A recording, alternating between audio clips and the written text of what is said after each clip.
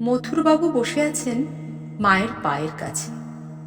মায়ের পায়ে হাত বুলাতে বুলাতে হঠাৎ তার মনে প্রশ্ন জাগল, মা কি সত্যি জগৎজননী? জগৎজননীর এমন শিরা বের করা পা?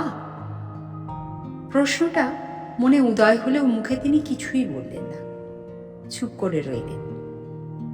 পায়ে হাত বুলিয়ে যাচ্ছেন। ধীরে ধীরে তার মনে হতে লাগলো, এ তো একজন বৃদ্ধার শীর্ণ পা নয়, এ এক যুবতী নারীর সুডোল দুটি পা। কাছেই জ্বলছিল একটা হ্যারিকেন। তার আলোয় স্পষ্ট দেখলেন আলতা পরা অপরূপ দুটি চরণ, ঘন সন্নিবিষ্ট পরিপুষ্ট অঙ্গুলিতে অর্ধচন্দ্রের মতো পদনখের শোভা।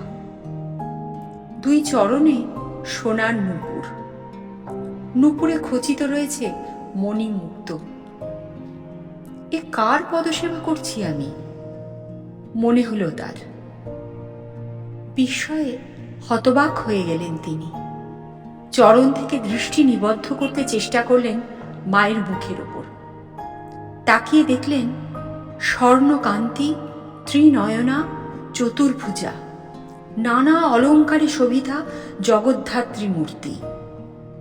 মাথায় মুকুট, হাতে অস্ত্র। তার সর্বাঙ্গ থেকে অপরূপ জ্যোতি বিচ্ছুরিত হচ্ছে। ভালো করে দেখার আগেই মা মা বলে তিনি চৈতন্য হারালেন। কতক্ষণ যে অজ্ঞান অবস্থায় ছিলেন তা তার মনেও নেই। যখন তার জ্ঞান ফিরে এলো, তিনি দেখলেন মা তার পিঠে হাত বুলোতে বুলোতে বলছেন, ও হরি, ও হরি, কি হলো রে তোর? ওঠ,